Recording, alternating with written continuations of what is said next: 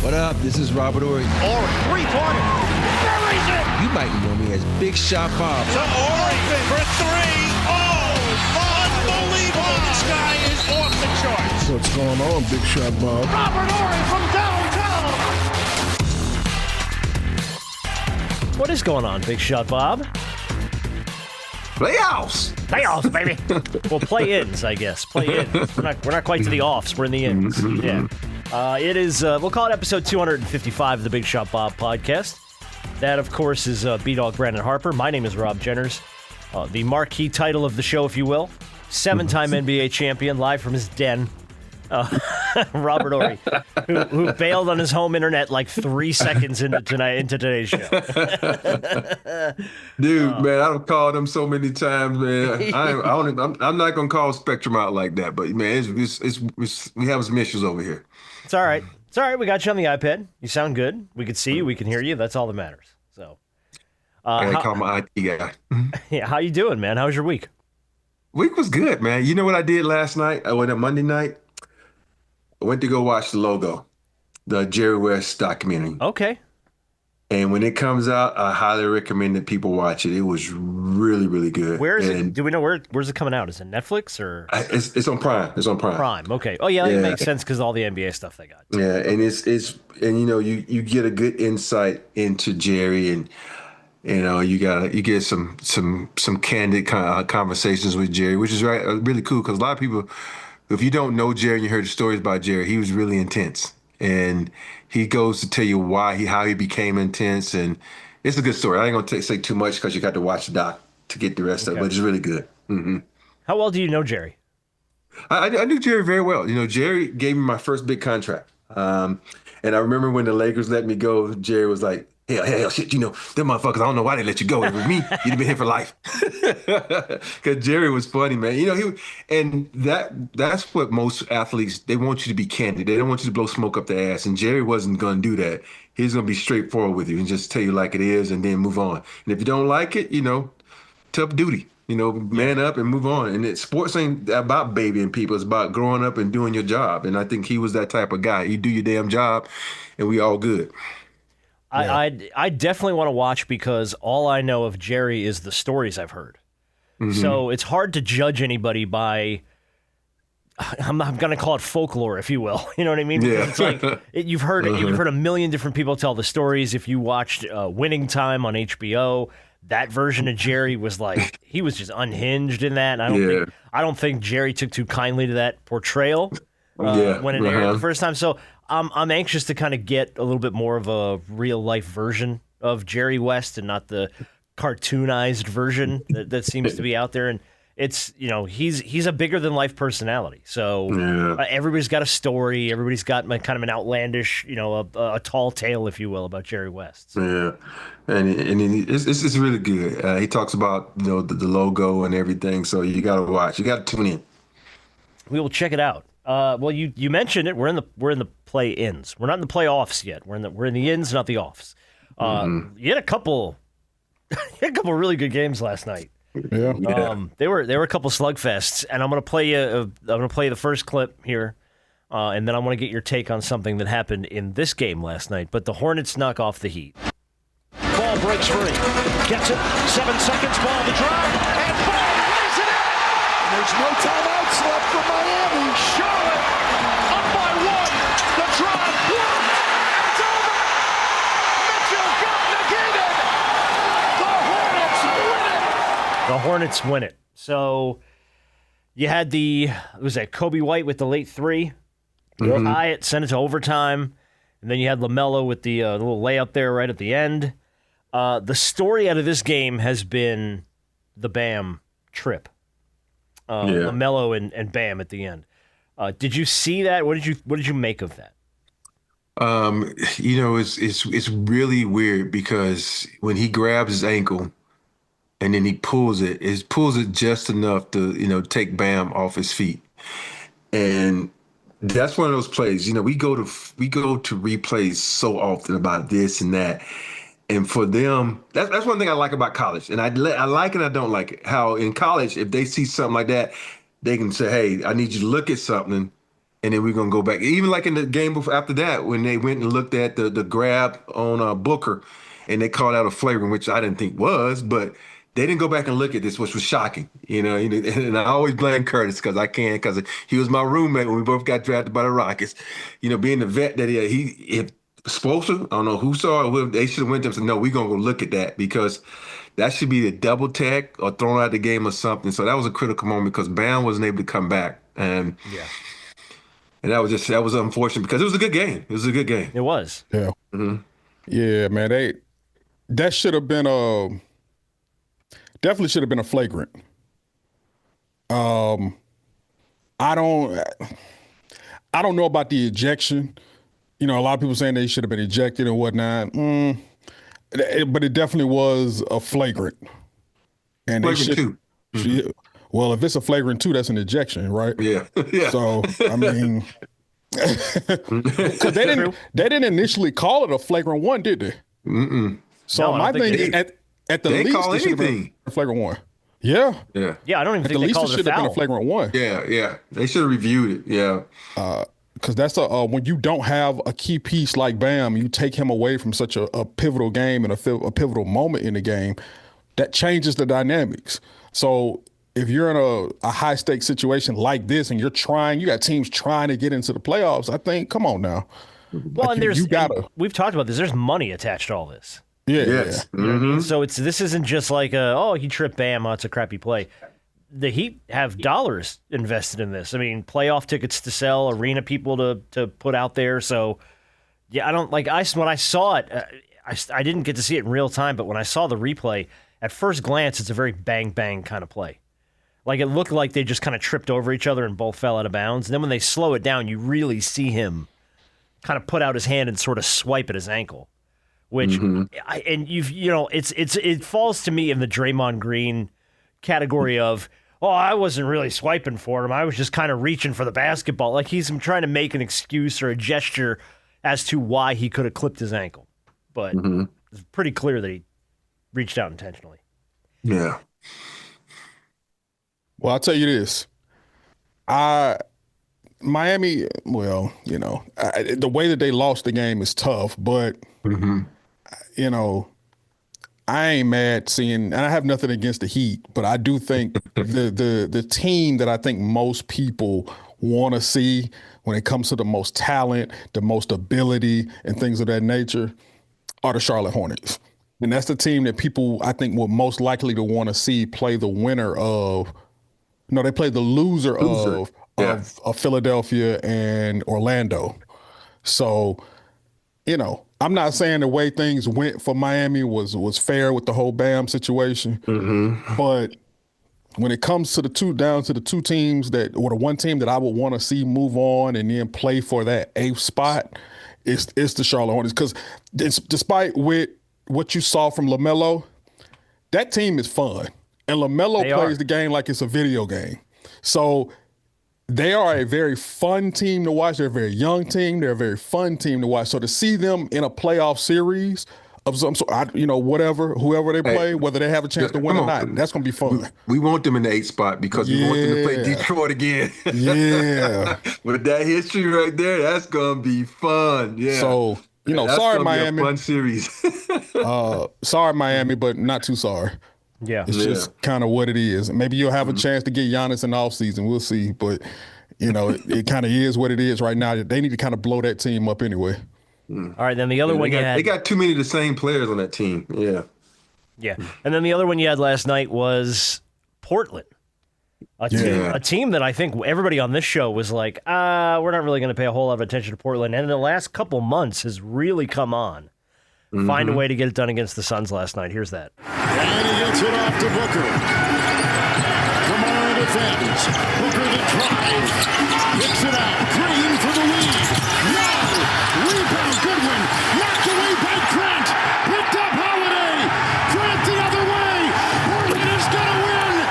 The Blazers are going to the playoffs. So Portland advances. Kevin Harlan with the call there. One of my all-time favorites. But Portland, man, who we didn't pay much attention to Portland. I don't think we really gave them a whole lot of talking time, except maybe the last couple of weeks. But yeah, here are the Trailblazers now, and they congratulations, they move on to get the Spurs. Good luck with that. Yeah. Congratulations. Yeah. But you get a playoff series. Yeah, it's so funny, man. If you're Portland, you're playing with house money, as far as I'm concerned. Yeah. Hey, the crazy part about it, they might mess around and upset the Spurs. I don't know about that. I don't see that. I don't see that quite. Hey, the crazy part about it, you think about if you go through the history of NBA, when the Spurs, I hate to say this because Spurs fans are gonna think I'm always hating on them. You think about they've lost. It's okay. Just go ahead, lay it out. No, I'm just telling facts. Think about it. They was the number 1 seed and they lost to Golden State one time. Remember that? I do. With the Yep. And then it was number 1 seed again and lost again. So okay, it's a new. I hope this doesn't happen. Is it like this curse of San Antonio? San Antonio has a curse, and so but that's only when they number 1. So good thing they're not number 1 seed. I don't see that though in this San Antonio team. I don't see that. But but here's the thing that we don't talk about. When I was watching Portland play last night, when they wanted to lock in defensively, man, you watch how Jrue picked that ball up and was like hounding the shit out of Booker, and fucking what's the little dude from Houston, Green? Yeah, Green. I was like, man, he was like, it was like their defense is good and they're tall. We don't talk about Portland. They're tall outside Jrue Holiday. I know when we talk about women, he's in a whole nother category. Well, it's different. But this ain't gonna be I don't think this series is gonna be a sweep, but it's gonna be a good series. It's gonna be a good series. So look, I have to tip my cap to Jrue Holiday because to be the vet on a young team like this, and everywhere Jrue Holiday goes, there's success of some sort. Has success in Boston. He's having Milwaukee. Success here. Mm-hmm. You said what again? I said Milwaukee. And Milwaukee has success in Milwaukee, has success in Boston, having success here. Jrue Holiday is a leader and is able to kind of galvanize the troops and get everybody on the same page and be able to kind of bestow some of that playoff knowledge and experience on this team and being able to get these guys together. Yeah. So he's done a really good job of being a leader. He's also helped Scoot Henderson become a better player because he's played better. And I know they're all the way up in Portland in the Great Northwest, and it seems like they're a million miles away, which they kind of are from here. But they are playing well, and they're playing under the radar. So you're talking about, a team that's playing with house money going up against the Spurs. They don't get the Spurs everything they got, as they should. Oh, yeah, you leave it all out there because you got nothing to lose at this point. If you're nothing. I need to pronounce his name. Denny, what's his name? You know what I'm talking about? Jamba, something like that. Let me tell you something. So in a couple of games, if I can remember correctly, I think in the 3 games versus the Spurs this year, I think they played him 3 or 4 times. He's averaged over 30, over 30 points, and I think over like 8 assists. And he shot over 50% from 3. Let me tell you something. That's why he was an all-star. That's why he was an all-star. Yeah. This is going to be a series for a lot of people who don't really know who he is. He ain't scared of the Spurs. And he's going to have something to really say in this series, regardless of how this series may go, whether it be a gentleman's sweep or it goes 7. Yeah. He's going to have an imprint on this series to where a lot of people are going to know who he is if they don't already know. One thing about him, that a lot of his game is predicated on getting to the cup. And I don't know if he's going to be able to get to the cup with Wemby back there. Well, yeah. So that's he can shoot it though. He can shoot it too though. He can. But that's going to be key. Well, but I don't think anybody on the Spurs, can guard him. Yeah. And that's the thing. Yeah. I think part of it too is, and this isn't just Portland, this is any team. You're gonna have a very specific game plan to go in against the Spurs. Because you know what you have in the middle with Wembanyama. You know how to kind of work around those guards. So I imagine it's not just going to be let's see if we can get to the hole. It's going to have to be a pretty well thought out offensive game plan. And you're going to have to try and stick to it where you can because the Spurs are going to want to slow that game down and disrupt it. So, I don't know. Are you drinking Jamba juice, B-Hart? No, this is a Chick-fil-A cup. Oh, I can't see it. Oh yeah, my bad. No. 'Cause your background's Before we came on today, I dipped out and went to go get some lunch. Where the hell did you pull Jamba juice from, man? Yeah, that's weird. Because y'all not watching DTF? No. I'm not watching. Hold on, am I know watching what what? you're talking about. It's the show on HBO Max. Yeah, it's I called think it's DTF. David Harper and I can't remember who the hell his name is. It Jason Bateman? Is it Bateman? Yeah, Jason Bateman. Yeah. Yeah, and I've heard it's good, but I don't know, man. Yeah, it's good. It's sad, but it's good. It's sad, but it's good. Yeah, you know. Okay. You know, if you watch something that's good and if it makes you sad at the end, you feel sorry for one of the characters. Yeah, see, I don't like it's that. good. No, I don't like that stuff. Like we stopped watching This Is Us years ago for that reason. Yeah. Good show, great actors, great storyline. Every episode, I was like depressed. At the end of it, I was like, all right, I don't know what to do with myself. I feel like a pile of crap. And that's cool, but I'm trying to figure out of all the options we could have started with, how you start with that? We could have started, you drinking water. But no, it looked Kool-Aid. because the final episode came on last night and it's based around Jamba Juice, and so I thought you was drinking Jamba Juice. Yeah, because Harp. I don't even know what that is. Because Harp lives You in don't know what Jamba Juice 1992. is? I don't think I know what it is. Jamba Juice ain't been around in a minute though. We got Jamba You Juice still got everywhere out Jamba here. Juice? I have not seen a Jamba Juice in 10 years. They out here in Cali. Okay, I haven't Oh. seen a Jamba Juice out here in a decade. But y'all got Smoothie King? Yeah, we got Yes, Smoothie King. Yeah. Yeah. Yeah, we got Smoothie King all over the place. Got one more better house. All right, and then tonight's game's getting us back on track. Thank you. So we got the let's see, Portland. Obviously, we talked about move on. The Suns will play the winner of the Warriors Clippers game tonight for a shot at the 8 seed and OKC on the ballot. So that game happens tonight. Number 10 Warriors at the number 9 Clippers, and then we also have the number 8 Orlando Magic at the number 7 76ers. The winner of that game will play the Celtics. Hey, Rob. Yes, sir. And I guess this is to both Robs. Guess who ain't playing in that Magic 76ers game? Joel Joel Embiid.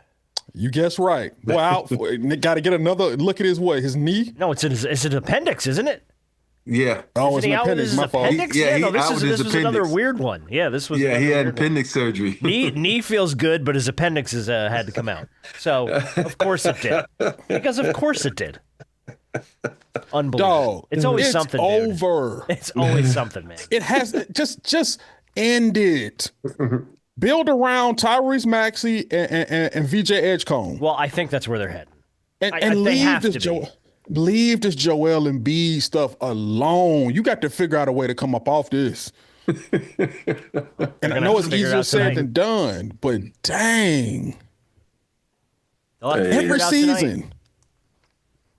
That's gonna be this off season is gonna be really interesting. I love with it. all these guys in the draft. And, Dude, we're gonna have a lot to talk about this summer. Yes, we're having a lot to talk about this summer. Yeah, I think a lot of stuff's gonna go down. We got to get a notepad out. Big time. All right, well, listen. I want to go through the playoff matches because it's the playoffs. We are about to hit it. So I want to go through and kind of lay out some of these playoff matchups and what you guys think of some of these. I'm going to ask you to bear with me. I'm fighting a little bit of a head cold, so I'm consistently like, bleh, It's bleh. okay. I'm fighting it right now. All right, we're going to start with the number 4 Lakers. Lakers got the 4 spot. They will play the Rockets. Obviously, we know, no Luka, no AR. I think for this whole series, right? They both ruled out for the series, so that's pretty much it. The question is LeBron going to be able to be LeBron in this one? And on the Houston side, can the Rockets close it out if they have these leads? Because they've blown a lot of late leads. So how do you see the Rockets and the Lakers shaking out? Specifically, Rob, you saw Harp says it's going to 5. Okay. Hey, can I do like Curb Street and step away from this since I had to cover this game? No, I want to hear what you think about it. Oh my goodness! You know what? A lot of people are going to be doubting the Lakers, and when I'm watching this Rockets team, without a point guard, they look clueless sometimes. And I know a lot of times people look at the streak. Oh, they got this streak. It's the end of the year. A lot of guys are resting people, so I don't look at the end of the year like I used to, because the teams you playing, the schedule, like we resting guys. So I don't look at it like so. A lot of people are taking the Rockets to win this series. But I truly believe the Lakers might win this series for the simple fact that the way Rui Hachimura has been playing, and this is going to sound weird, if they use DeAndre Ayton, Okay. if they use him and not just say, hey, get in the pick and roll, go get dunks, because that's not who DA is. If they use him and he can get his 20 and 10, think about it, he's shooting 60% from the field, and his ain't all dunks like a lot of people. They can win this series. I hope that me saying in 5 is not me hoping that the Lakers will lose. I'm saying that this is a tall task. Now LeBron steps back into the role that he's comfortable with, but it's going to take a lot. Now, obviously, you look at the Rockets and you say, based off everything that you said was absolutely right. I think this is more so about the Rockets than it is the Lakers. Can the Rockets be who they think they are and close out a team or beat a team that is severely wounded? And, LeBron being 41, 42 years old. Yeah. It's one of, I don't know. I think this is the only series where I think the team is favored and they're ranked lower. Yeah. And so I don't know. And what you're asking from DeAndre Ayton, I'm asking him to almost be something that he hasn't really been in quite some time. When JJ says that he's having trouble catching the ball, I got issues with that, Rob. Yeah. But here's the when JJ says this, JJ is wrong. And this is why I say he's wrong. He's wrong in a sense when DA doesn't know the ball is coming to him, he has his hands down. And when he knows the ball is going to come to him, his hands are up. And that's a big key. And this is coming from a guard who don't know nothing about bigs. I'm not shitting on JJ, but most guards don't know nothing about bigs. And if I play with a guy, 3 guys, LeBron, AR, Luka, they don't think pass first. So when they come up that pick and roll, DA is like, oh, fuck it, they ain't going to throw it. And then, oh, shit, it's coming. When you get that oh, shit moment, that's when he doesn't catch it. But when he knows it's coming, 9 times out of 10, he's going to catch the ball. And that's the hardest thing. People don't understand that. Bigs are complicated and bigs are simple in the same sense. I know it sounds weird, but if you watch DA, when he knows the ball is coming, he catches. But when he's sitting there and his hands down, all of a sudden the pass is coming, like, oh, shit, he doesn't catch it. And so he doesn't have problems catching the ball. He has problems when you don't throw me the ball when he thinks he should get it. Because I watch the games, and a lot of people shit on DA, man, and he don't deserve it because it's hard to play with dominant guys who don't want to fucking pass the ball sometimes when you think you should get it. Because, most good guards, you have that moment of opportunity where it comes, and all of a sudden you do this and that, you don't catch it. Yeah. Well, I will agree with the fact that he does have to get him back in his 20 and 10 bag, and he's going to have more of a responsibility to where LeBron is actually going to look for him. Yeah. And get him on that block, get the ball, and you go to work. And so he's going to have to dig back in the bag that he may not have, been able to dig in for quite some time because, like you said, when you have Luka and AR on the floor, you got guys who had the ball in their hand all the time. And so, you turn more into a lob threat than anything, a pick and roll threat. So now, hopefully, now that he's really the second option. He should be the second option. No disrespect to Rui. Rui's gonna get his shots and he's gonna get his opportunities. But if you're going to win this series or have any shot in winning this series, it's gonna come from that front court. And DeAndre Ayton is going to have to be the player that a lot of us thought or know that his talent can make him out to be. So we'll see. I still think I got. I hate to say it. I got to go Rockets in 5 right now. Yeah, I think the Lakers will win it in 7, but the key is LeBron gonna have to understand, hey, I can't first game 1 be LeBron, but you got to get off the ball because I've seen in the past where you dominate like that by game 5, 6, you suck and win. And so you need to let, Marcus Smart, Luke Kennard, let them bring it up sometimes. When you get the rebound, you push it. But if the ball is taken out of bounds, you just jog on down the court. We don't want you to bring it up because what the Rockets are going to do, they're going to take Amon Thompson, who's probably one of the best defenders in the league, and pick your ass up half court, which is going to wear you down. You know, you can't put yourself in a position where you can wear yourself down. Okay. Yeah. I also think this is also a series where the Lakers are going to have to shoot well. So, you know, Luke Kennard, you know, and these guys. Marcus Smart, everybody. Hell, I can't lean too much on Marcus Smart will knock him down there and nine in, but Luke Kennard, I think, is going to have a big impact on this series shooting. Yeah. You know who's going to play really good for them to win also? Jake LaRavia. LaRavia. He's going to have to, because you think about that bench. Now that, you know, those two are, you got two bench guys. So you got Jackson Hayes and LaRavia coming off that bench. Who else off that bench? You can be like, oh, shit, you got to give us some buckets. You know what I mean? So. Yeah. Okay. I have Rockets in 6. Yeah. That's what I wrote down. All right, let's get to the next one. The number 3 Denver Nuggets will get the number 6 Minnesota Timberwolves. Denver's been playing really well. We've talked about that the last couple weeks. Can Aaron Gordon stay healthy was the big question going into this one.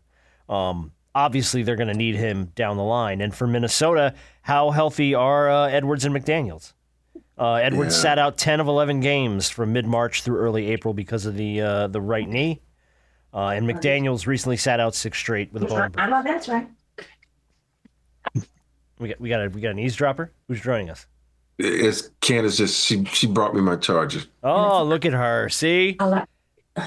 Candace saves the day again. Always. Every time. Listen, if we didn't have you, we didn't know what to do. I know, because when he says, like, the internet goes out, it's probably just because he hasn't charged his iPad. No, it's like... Get out of here, man. Wow. Wow. Yeah, see, now you guys know. Now you know. I think number 7 was the bus that just hit you. I think it was the number of that bus. Woo. Got a number on that one. But yeah, I think this series really comes down to for Minnesota the question of health, really, and how do you game plan for Denver? You know, when Minnesota to me is one of those teams they're gonna change. I guarantee they're gonna have a new coach next year because they don't look like the Minnesota who went to the Western Conference Finals. They don't look like the Minnesota who's excited to get on the court. I know a lot of it has to do with Ant-Man and his health this year, but they just don't look the same. They don't have the same energy. And I think a big key to that was the guy who went to the Hawks? Nikhil Alexander. Yeah, letting Alexander get out of there because he took a lot of pressure off Ant-Man because he could guard the best perimeter player.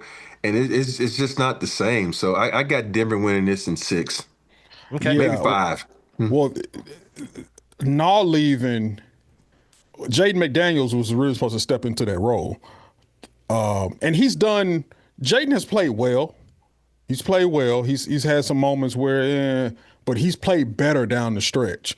I'm going to take, this is tough because, you know, I want to see, Ant-Man is one of the guys that I really want to see get over the hump. And, you know, really want to see him, you know, actually, you know, really, really contend. And I'm not saying they're not title contenders, but I think it's going to be really, really tough for them to get past Denver because Jokic is going to do what Jokic's going to do.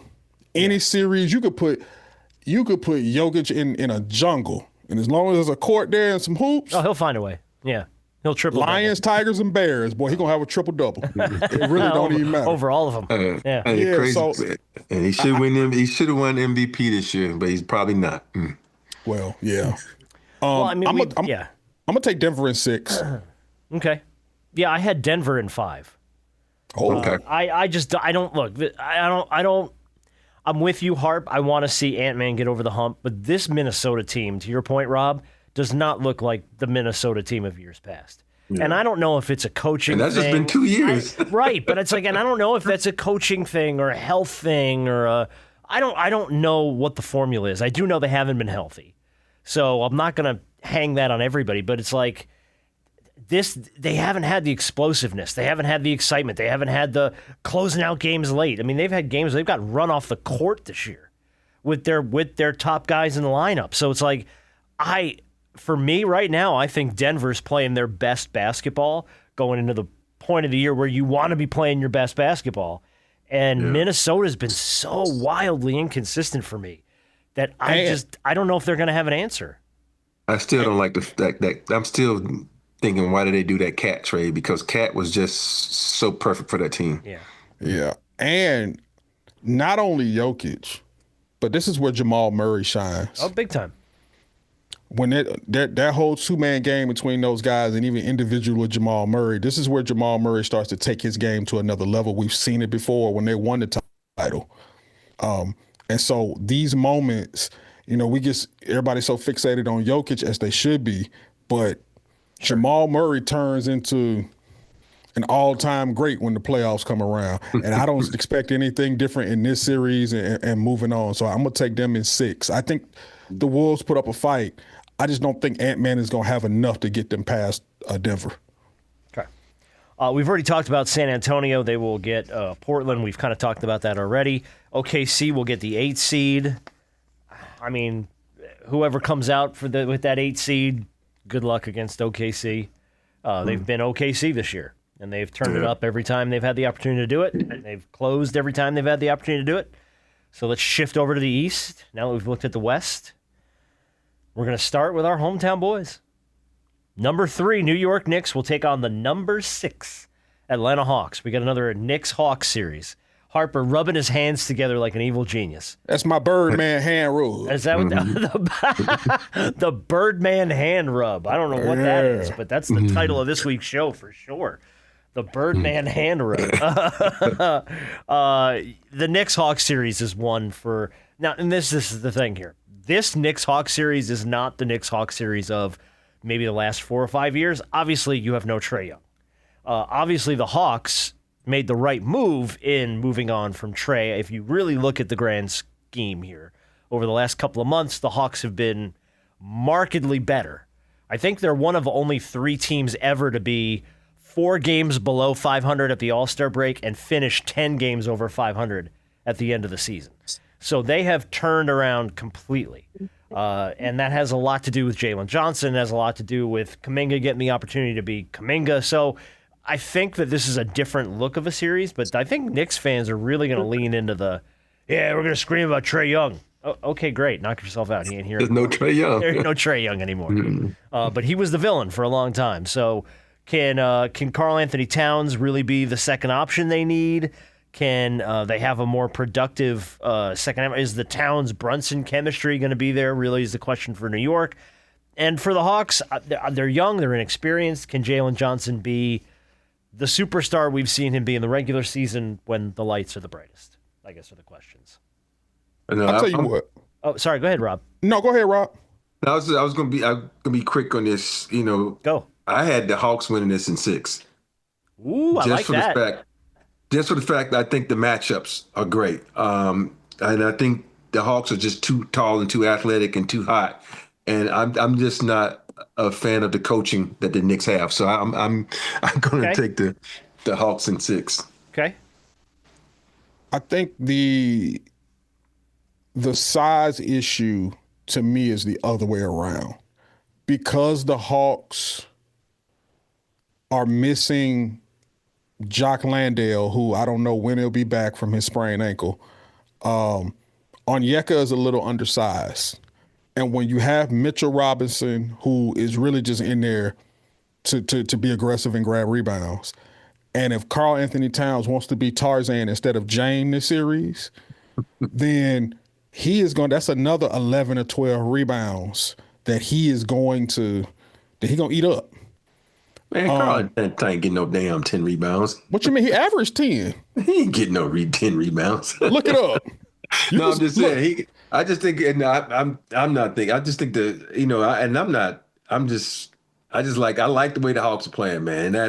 And I know you see them more often than me. You got better inside, but I just don't trust the Knicks, man. I just don't trust them because outside of Karl Anthony Towns and the other guy, they little. Well, that's what I was just about to finish up, and I'll say this. No, you good? Step on the man's point. With all that being said, it's something about the Knicks, and it's something about Knicks fans that have this over-embellished expectation when it comes to things every single time. Oh, yeah. And because of that, and because of the Hawks that are playing with house money, I took the Hawks in 6. Biased aside, everything, because I say this, the Hawks going into game 1 and they're winning game 1. They got to win game 1 in Madison Square Garden. They got to win one of them. They got to win one. Yeah, but I prefer them win game 1, because what happens is, even if they do win game 2, there's 3 days until the home court advantage turns around and it comes back to Atlanta. That's enough time for New York fans, New York media, New York radio to implode. Because if this series is tied 1-1 coming back to Atlanta, you know what the talk in New York is going to be? What the heck is going on? We should be up 2-0. Why is this series blah, blah? And down here in Atlanta, we're gonna be laughing, because you got to come back here and you got to deal with State Farm Arena. So I don't, whether game 1 or game 2, prefer game 1. But as long as they come back to Atlanta in a split, oh yeah. So here's the question: Are the fans coming out to support, or are they just like which fans? The Hawks fans. Yeah. Oh yeah, place has been good. Hey, but here's the thing about the Knicks fans: they travel. No, they there too, but a lot of them live here. Yeah, and so the arena is probably gonna be all Knicks fans. I think if anything, it'll be 55-45. Knicks. Maybe Knicks. Really? But you know what? Yeah. Wow. Hey, that's like when they play in LA too. It's like I would prefer. Matter of fact, I'll take that back. 51-49. Because the Hawks fans will be loud. Even if they're outnumbered, they will be loud. Yeah. They will be loud. I was thinking 50-50. You're probably going to get realistically a 50-50 split. We'll see. Okay. We'll see. And I hate, and I don't want to say that because, like I said, New Yorkers that live here, there are even some people who support the Hawks unless they're playing the Knicks. So they may have grown to like the Hawks. Sure. But until the Knicks come to town, or they're from New York, or they have relatives from New York, they then become Knicks fans. That's like Braves-Yankees fans. Yeah. Is it? Yeah, well, sort of. Like, we got a lot of Braves fans that are Yankees fans. When the Yankees come to town, that Braves gear goes away quick. That's what I'm saying. Back to New York hats real fast. Yeah, so it's going to be interesting, but best believe Hawks in 6. Okay. I got Hawks in 7. Okay.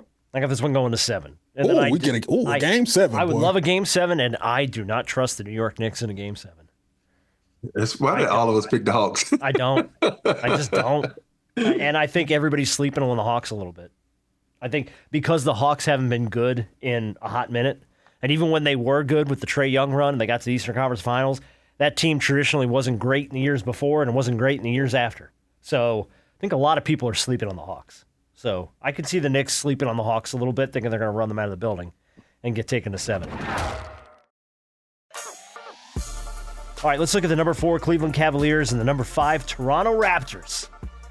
Can the Cavs kind of put it all together is a good question. They have been playing okay lately. Harden's been showing up, but you've got that quartet, Mitchell, Harden, Mobley, and Jarrett Allen. They've only played a total of 76 minutes together in the last few weeks of the season. So are they gonna be able to work together in the way that you want them to work together? The good news is they are outscoring their opponents by 35 during those minutes. So they are running away. And then for Toronto, is Scotty Barnes ready to be the face of the league? Like we've joked about, he has been talked about for years as the future face of the league, but can he be the leading man on a playoff team? The Raptors have been surprisingly good this year. I don't think any of us saw the Raptors sitting at the 5. I would bet cash money no one had them even in their playoff picture. Not at all. Maybe in their play-in, but definitely not in their playoffs. Speaking of that, I know half my guys I pick at the beginning of the year, our teams we pick are like, especially depending on if my Sixers are able to get into the playoffs. But oh, my Sixers! Wow. Oof. Oof. I'm just joking. I'm totally kidding. Oof. I'm totally kidding. This is the least appealing series. This Which might be one? one of the Toronto, Cavs. Cleveland. This might be one of the most. I mean, obviously, for people who love basketball, it's obviously one you watch because it's hoops. But I guess from an overall standpoint, it's probably the least appealing. Even with that being said, I'm gonna still take the Cavs. I'm gonna take the Cavs in 5. Wow, and 5. Somewhere around there. Yeah. Yeah. Okay. I just think Toronto is, they were good in the regular season. I just don't think they built for the preseason. I mean, off the postseason. Okay. I'm going to be the contrarian here. I got the Raptors in 6. I think the Raptors are going to, I think they're a team that I have slept on all year. And the more that I've looked at them and the more I've watched of them, I've been like, shit, they're impressive. They play really well. They're a good unit. Defensively, they have some work to do. So can they find a way to stop that quartet, that Mobley, Mitchell, Harden, Jared Allen combo? I don't know. I maybe not. But I'm going to go on a limb. I'm going to be the contrarian here. I'm going to say the Raptors in 6. That limb is mighty shaky. Oh, it's very shaky. Yeah. I got the face of the league out on this limb, though, damn it. I got Scotty Barnes the face of the league. Look, Rob, he on a shaky limb. The wind is 100 miles an hour, and it's raining. Yeah. Look, man, I'm a little sick right now, so this might be the meds talking. I might be able to blame this on Benadryl later, you know what I mean? I was hopped up on Mucinex, man. What I made that pick. I didn't make that pick. All right. And yeah, he did. I didn't know. No. Some sort of medication made that pick. Number 1, Detroit. Obviously, we talked about they'll get the 8 seed. We'll see how that shakes out. And then Boston will get the 7 seed. And we'll know what that looks like after tonight. But that's pretty much your roundup, buddy. That's the playoffs. In a nutshell. Few other stories I want to touch on before we do Big Shot of the Week and we play this week's game. Doc Rivers out in Milwaukee. Surprises nobody at all. Nope. He was 32-50 this season with the Bucks. Not a good 3 seasons for him in Milwaukee. Just not great. His statement was, quote, "I have truly loved my time in Milwaukee, coming back to where I got my start, to a city that's always embraced me, yabba, yabba, yabba, yabba, yabba." He was shown the door. This was the interesting one, though. Giannis's comment. They were talking to him about moving on to a new coach. Season in review, Giannis said, "We were very bad. We were the furthest away that we've been in the last couple of years. How many games did we win? 32? We'll see. That's what we have in front of us. I don't think we're going to be in this position. I didn't think we were going to be in this position last year, so I don't know what position we're going to be in next year. If everything goes well, hopefully the Bucks want me here. Why not? But if they don't, that's okay." That's like the most non-committal answer I've ever heard in my life about. How do you feel about your future here? Well, I don't know. Mm-hmm. So he's funny, man. He wants to please everyone. Just be a man and say it, man. I want out of here. This is not. It's time for both teams to move on, and just get about it. I know that he probably seen so many athletes get backlash for wanting out of the organization, but you see a lot of people will back him. They saw what has happened there. He's the only guy I think in a long time that, let's back him because he needs to get up out of there. He needs to change. But it's weird. It's like, how many games did Adrian win before they fired him? I think he probably won more. He probably won more games than Doc did. He had to. He was there. It's been a rough 3 seasons for Doc. And to your credit, I think really to all of our credits, but specifically you, Rob, the minute they hired him, you were like, nope. Not. We're going to be doing this again in a couple seasons. This is not the answer. And sure enough, here we are 3 years later doing it wasn't the answer. Milwaukee didn't have anything this year. And I get a lot of that is due to injury. A lot of that is due to the Lillard situation blowing up in their face. I get it. But as a coach, you got to do the best you can with the pieces you got, and they just didn't do shit. I think of it's 2 teams that I shake my head at. You think about how I know a lot had to do with Middleton not being healthy. After they won a championship, think about it, 2 years later, they were not the same team. They got rid of Holiday. And it was like, what are you doing? He is the heart and soul of your team. And it goes to show you when guys don't appreciate the guys who do the little things and the things that they do inside the locker room that coaches and GMs don't see is so important. And then I look at when the Lakers won the bubble championship, the next year they blow that team up. I'm like, what are you doing? It's a nice little rhythm.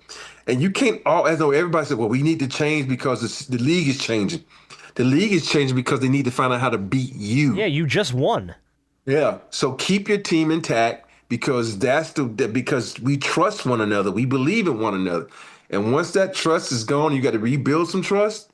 it's hard, man. And that Milwaukee team, ever since they blew it up, even though we all know they shouldn't have been in the first place, KD just steps a little bit further back, but you win the championship regardless, and you blow the team up, which is ridiculous. Well, we had the story, I'm sure you remember, that when Jrue Holiday came back to town, he was in the locker room, and then everybody was like hugging on him, and all those guys were spending time with him, even though he wasn't on the roster anymore, and it was like, clearly there were deep relationships there. Yeah. Like good teammate friendships that were built, and to show him the door the way that, that whole thing went down, to your point, it was like the point of no return. Like, they never came back from that. Yeah. They just never. I think the hardest thing to gain in all of sports is respect by your peers. And when you get that respect, it's almost like a pardon of the river, and people's like, oh, we respect him. He can do a lot of things, and we're gonna listen to him. And I guarantee you, Jrue Holiday is the type of person. He's not one of those guys. And every athlete hate this guy. The guy that's in the locker room, like, always rah rah rah rah rah. And Jrue Holiday, the guy that comes like, yo man, we need to do this, done. And everybody like, yeah, you're right, let's go. So it's just, he's not appreciated. And you can see what he's done for the Portland Trailblazers team. You see what he did for the Celtics. It's like you said earlier, Hart. Wherever he goes, he wins, man.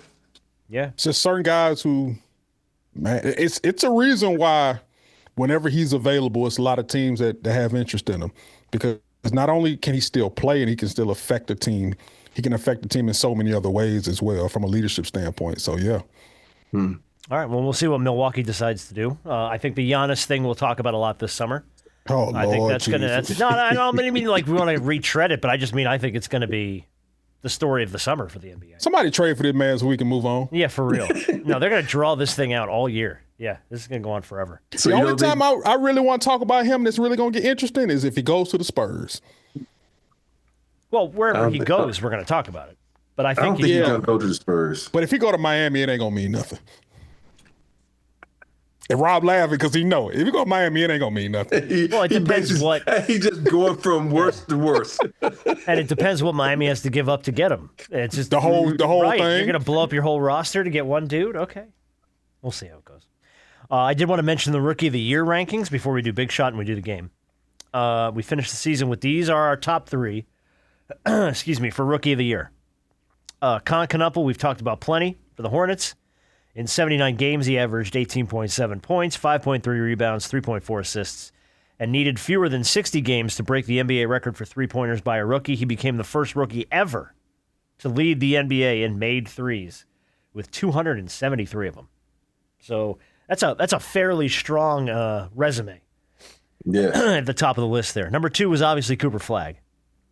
He was averaging 20.3 points, 6.6 rebounds, 4.6 assists. Only 7 rookies in NBA history have averaged 26 and 4, and they included the likes of Luka, Michael Jordan, and Larry Bird. So he did not have a bad season. Now, I'll say this. I did not like how Charlotte sat Knuppel in overtime. He went 0 for 6 from 3. He did not have a good game in the play-in. He did not. And I think they sat him in overtime. They did. I don't think he played a minute of overtime. So he was I understand, he's a rookie and everything, but for a guy that's up for Rookie of the Year, which I think he deserves Rookie of the Year, it's not necessarily the best look, even though he struggled, to have your potential Rookie of the Year on the bench in such a pivotal moment. Well, sometimes you got to look at if someone's in front of him playing better.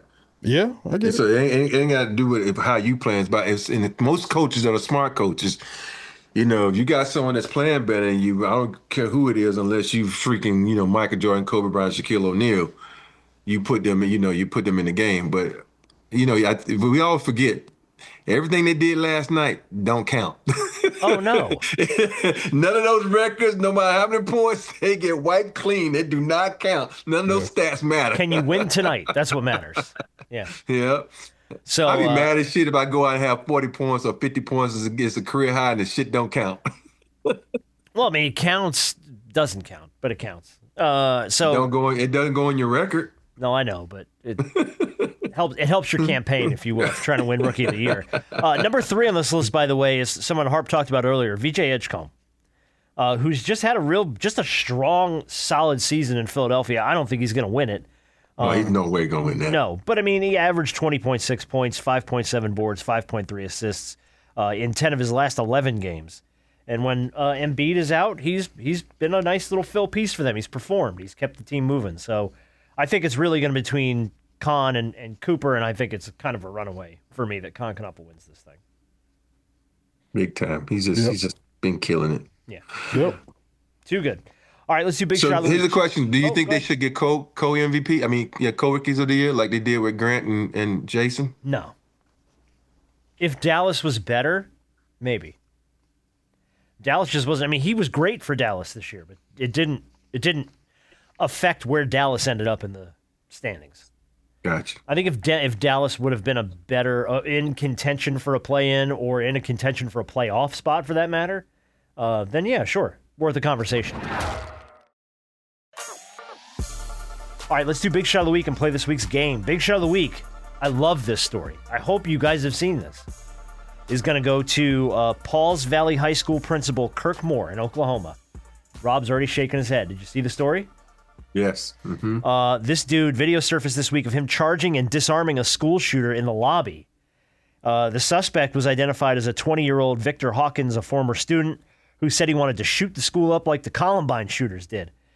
He walked in the front door with a gun in his hand, and this dude didn't even hesitate. He went straight at him, form tackled him, disarmed him, and then tried to kind of like talk him down a little bit. While he was talking him down, he got shot in the leg. But he's fine. And he says, I look forward to returning to work as soon as possible so I can continue my life's work educating the next generation of Oklahoma leaders. Until then, my thoughts are with our outstanding students, safe today in the arms of their families and friends. Dude, this is an incredible video. Yes. Mm-hmm. And like, he didn't even hesitate. He saw it and was like, whoop, went right after the guy. And yeah. God knows how many lives he saved by doing it. It's so true. Yeah. Crazy. Man, these school shootings upset me so much. And,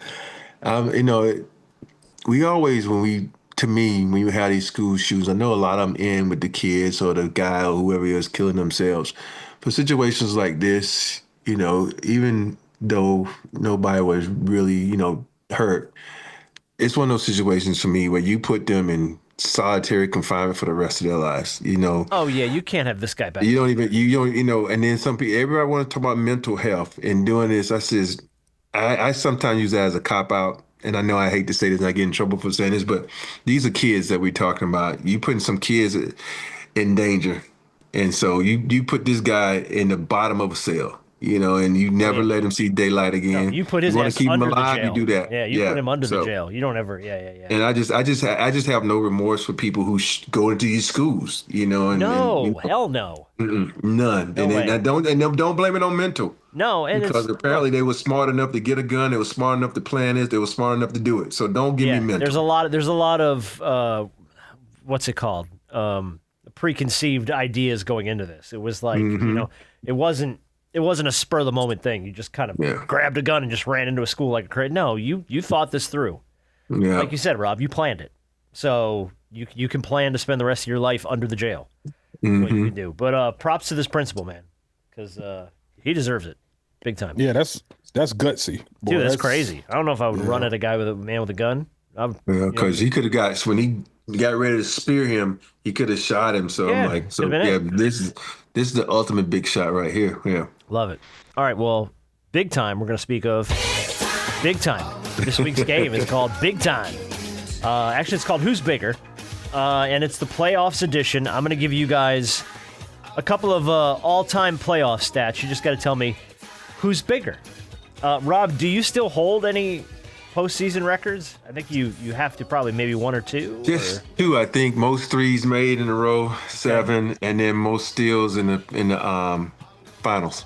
Yeah. Okay. Yeah. I kind of threw a bunch of random stats together here. These are not all-time leaders by any means. They're just which one of these two guys is bigger. So we're going to start with playoffs games played. Games played in the postseason. Who's bigger, Tim Duncan or Kobe? Give me that category one more time. Games played. Games played in the postseason. Tim Duncan or Kobe Bryant? I'm gonna go with Tim because Kobe. In that day, we swept a lot of people, so okay. So I like I'm gonna that. go with Tim. Okay. Also, I think adding to that, there was a stretch where Kobe didn't make the playoffs. I'm going to go, and Tim did. So I'm going to go Tim. Okay. Kobe Bryant had 220 career games in the playoffs. Tim Duncan had 251. So, yeah. Timmy. That stretch where Kobe was on an onslaught, just killing the league in points, some of them teams didn't make the playoffs. No. All right, all-time playoff points. Who had more all-time playoff points, Shaq or Kobe? Shit. Kobe. Hold on. Let me pull back. Yeah, that's a tough one. It is. All-time playoff points? Oh, I'm still Just in going the with playoffs. I'm gonna go with Kobe because once Shaq left the Lakers, he wasn't scoring like he was with the Lakers. So I gotta go with Kobe. Kobe's still averaging like 28 points a game in the playoffs. Yeah, it's Kobe. All-time playoff points, Shaquille O'Neal, 5,250. Kobe Bryant, 5,640. So, yeah, it's Kobe, but not by much. Not by much. Because you got to remember, like, there was a time where Kobe was averaging like 38 points in the playoffs or something like that, 35 points in the playoffs, 8 assists. Yeah, but that was for one series. No. He only played one. All right, let's go with all-time playoff rebounds. Oh, shit. Karl Malone or Tim Duncan? I'm going to go with Tim Duncan because Karl Malone played in that era where the first round was 5 games. So I'm going to go with Tim Duncan. I like the rationale there. That's pretty good. Mm-hmm. Plus, Tim played a lot longer. Yeah, I think it's Tim, too. All right, Karl Malone, 1,894 all-time playoff rebounds. Tim Duncan, 2,859. Yeah. So, yeah, almost 1,000 more. Yeah. Yeah. He did. The one thing about Tim, though, that fundamentally sound, he's just going to stand there and grab rebounds. Sorry, I'm fighting a sneeze. I hate being sick. Achoo. I hate being sick. It's not like sick, but it's like a head cold. Hey, man, just go across the street and get you about 2 or 3 hot toddies and call it a day. Woo! Done. You don't have to ask me twice. All right, career playoff three-pointers. Ray Allen or LeBron James? Career three-pointers for the playoffs? Yes, sir. I'm going to go with LeBron just because he owned every other fucking record. I was going to go with LeBron, too. All right, LeBron James, 370. Ray Allen, 385. Oh, dang. Ray Allen. All right, so that's one he don't have. Who's number one? Don't know. I think Steph Curry's number one, right? Probably. Career playoff threes, it makes sense that Steph's number one. I know I'm like not top 3 for finals, I think, something like that. You were on a couple of these lists I looked at, yes. All right, playoff triple-doubles. Who has Jason more? Kidd. Who has more, Larry Bird or Russell Westbrook? Larry Bird.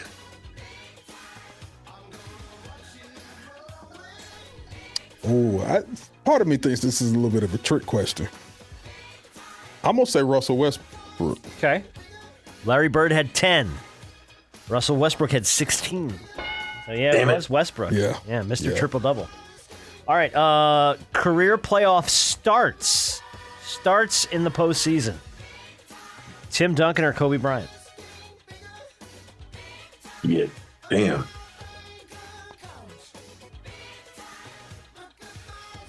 I'm going to go with Tim again for the same reason you said earlier, Harp. What reason I say? Because Kobe didn't. He had a couple of years he didn't make the playoffs. Okay. Because Tim's last year he made the playoffs. Kobe's last year he didn't. So. Dang, but so by that notion, I got to go with Tim too. Okay. Kobe Bryant career playoff starts 213. Tim Duncan 217. He had just 4 more than just 4 more. Yeah. Wow. Just 4. Guess what? So that means even with the years that Kobe didn't make it, he wasn't that far behind. Yeah. All right. Finals MVP awards. But Tim, Tim has 5 championships? Kobe has 5? That's yeah, that's right. And like I said earlier, all the sweeps, remember? That's less games. Less games. Less games. Yeah. All right. Finals MVP awards. Kobe or Magic? Who has more finals MVPs, Kobe or Magic? Well, Kobe, I think only has 2. Mm-hmm. It's Magic. It's Kobe. Magic only has 1. Oh, dang. My bad, because he played with Kareem. That's right. I think Magic only has 1. Because I know Worthy won one of those. Kobe has 2. Magic has 3. He has 3? Oh, there it is. Damn. I thought Kareem won 1, Worthy won 1. Oh, yeah, and then at least Magic 3 more. won it the first year, remember? Yeah. Finals he was a MVP. rookie. He said should have gone to He's a Kareem. rookie. Yeah. Yeah. Rookie year. All right, a couple more to go here. Playoff field goals made. Kobe or Kareem? Kareem. This feel like another trick. No tricks. I just asked for 2 names. Look for close statistics. I'm gonna say. Well, this person's name begins with a K. That's all I'm gonna say. You get out of here. Shut up. One of them, I'm gonna say, but you know part of what? it was Ludo. He had buckets as Lou. I'm gonna say, all right, fine. I think I'm gonna say Kobe. Okay. Who'd you say, Rob? You said Kareem? Lou Alcindor. Okay, Lou Alcindor. There you go. Kobe had 2,153 career field goals made in the playoffs. Kareem had 2,356. So just a little bit more. I thought it was a trick. Just a little bit more. All right. You forgot he got Milwaukee stints. He got he played a long time. He did. All right, ready? Couple more. I don't think he ever missed the playoffs, did he? I don't think so. I don't know. Playoff free throws made. They made free throws in the playoffs. Karl Malone or Shaquille O'Neal? Karl Malone. Karl Malone. Everybody goes Karl Malone. Shaq had 1,283 made field goals. Malone had 1,540. Yeah, so you made a couple. Because you had to actually, you got, like you said, field goals made. You got to make them. Field goals missed. Shaq. Shaq. I don't think anybody would rival that. All right, last one. Playoff turnovers. Who had more turnovers in the playoffs? And I will tell you this number's very close. Tim Duncan or Dwayne Wade? I'm going to go with Tim Duncan on this because I remember one game, Tim would turn that bitch over. But, Wow. And for that previous question, it's real that Shaq would have, remember that one series, Shaq would have averaged like 42. He made half his free throws. If he made half his free throws, like his numbers would have been off the charts, Yeah. I think that was an Orlando series. Wasn't that the year that Orlando made the finals? No, that was when we. That was an LA one? Okay. Yeah, LA one. I'm going to take. He got swept in Orlando. No, I remember that. Yeah. I'm going to take D Wade. Okay, and you said Timmy? I took Timmy. Okay, Dwayne Wade had 556 turnovers in the playoffs. Tim Duncan had 575, so just a few more. Yeah. So there you go. That's this week's edition of Who's Because I probably caused half of those. Look at that, Playing boy. against him and playing with him. And who said the art of accountability was lost?